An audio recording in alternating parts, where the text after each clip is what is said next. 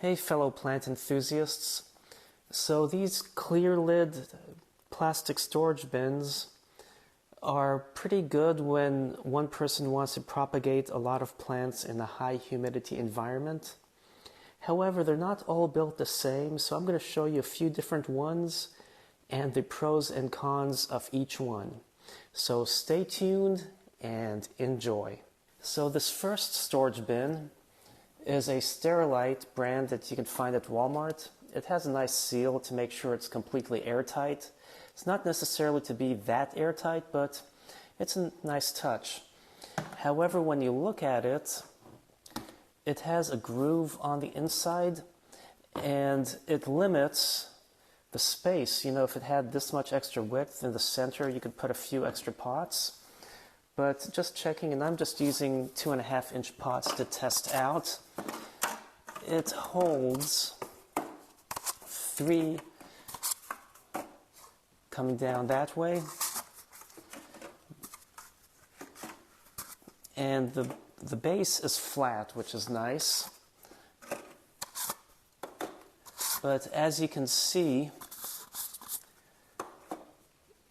if these, like right there, it doesn't go past the end. If it could, you could have literally put like here, then there.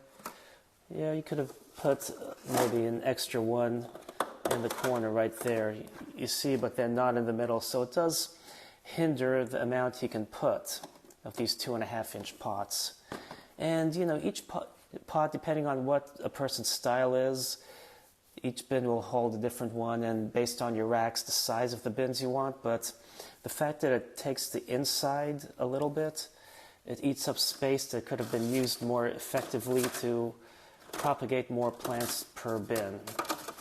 So with that, let's now check out the next one.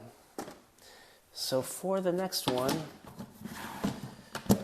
we have this Sterilite bin, and this one came from Big Lots. It's a lot taller, so it may not be suitable for all the racks, because if you look at it compared to this one, there's a difference in height.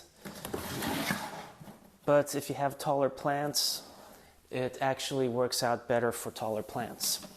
Now, when you look at it on the inside, the bottom's flat, it doesn't curve in, and the shape slightly tapers up, so it's almost like a box. So putting these in here, and these are the ones I had earlier, which had 2, 4, 6, 8, 10, basically held around 10 or so. You know, if you forced a couple, you'd have 12. You know, because I put that 11th one in that one to look at, but you look at these, and it actually holds, let's see, that's 12, 13, 14, 15 of these 2.5-inch pots, and there isn't that much space being wasted. So that's one thing I like about this storage bin that I got from Big Lots.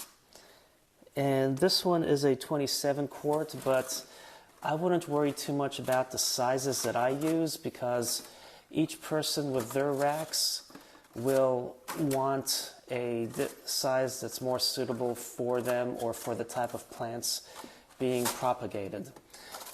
So now we'll go and check out another one.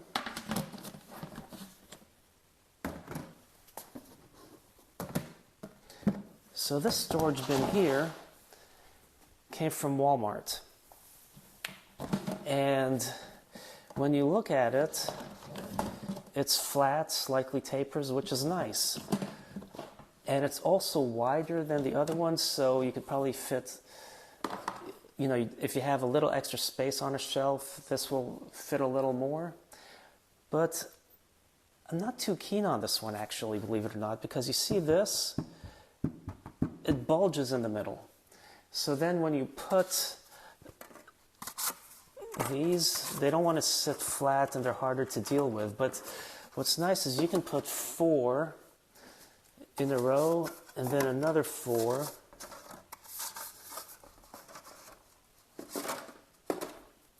But you see how they won't stay put because the base isn't very flat. But it does hold a lot more. And one issue was, or is, the fact that you have a lot of wasted space there unless you would force one in there, you know? And then it's not going to be perfectly flat on there, but the way it bulges. But if you do that, you get 4 plus 4 is 8, plus 8 is 16.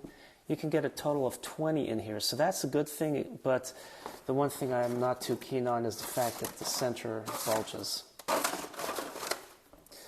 Now, the last one is a little different than all of these, but it's also fairly useful.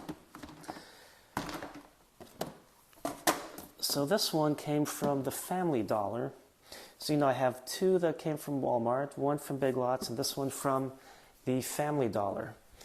And let me just line it up a little better. This one is a lot smaller.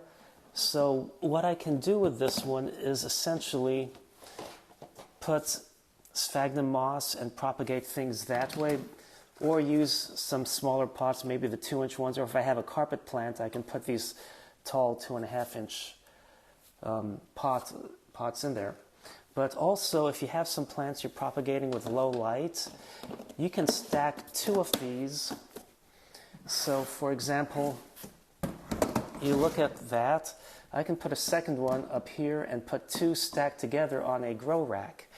And what's nice about that is that if I have some plants that don't need it excessively bright, like a lower light plant that I'm trying to propagate, I can put it underneath the one above there, and I can maximize my surface area that way. So if I have a rack with 5 shelves, and I have multiples of these stacked on, I can get twice as many plants in that area in the 5 shelves. So that's a nice thing. So now let's show these types of bins in practice. Here I have a couple grow bins. I have the lid on one and not the other, so that these Cebu blue pothuses can actually acclimate to drier condition. Here I took some gardenia cuttings, and I like to have them in water in a very humid environment. And if you've seen my video on propagating gardenias, it does a really good job, so I thought I'd test them in a bin to see how they fare. And basically, these take up nearly the entire height over there. Now, moving on to some of the other storage bins, you see how these bins are also pretty close to the top of the rack. And that's because when you assemble these racks, some shelves may be a little wider than others, so it's good to have different sizes sometimes. And I set up a bunch of different plants in these just recently, so I have some round pots in there, as you can see. But they're working out, although I don't like the central bulge, which is really annoying to work with. So here you can see that I have a lot of long fiber sphagnum moss, and I have a bunch of Begonia pavoninas in propagation. And as you can see, I can always put a second one on top. And just to show you, you can see how I can actually stack some plants on there, which is pretty decent. As far as the first one I showed you that had the blue seal at the top, I only have that one. I don't have multiples of it, and I did not use it for propagating because it's not as practical as the other ones, but it can still be used. So I'll probably just eventually maybe use it, or just use it for storing a few things. So there you have it. I showed you some of the pros and cons of these storage bins. This one eats up too much real estate from there. That one bulges in the middle, but it's nice and wide and a little lower than this. So either one has their benefits, but these 2 in the center I found the most practical. So these are a few things to keep in mind when searching for storage bins to propagate plants in. I hope you enjoyed this video. Thanks for watching. Happy planting.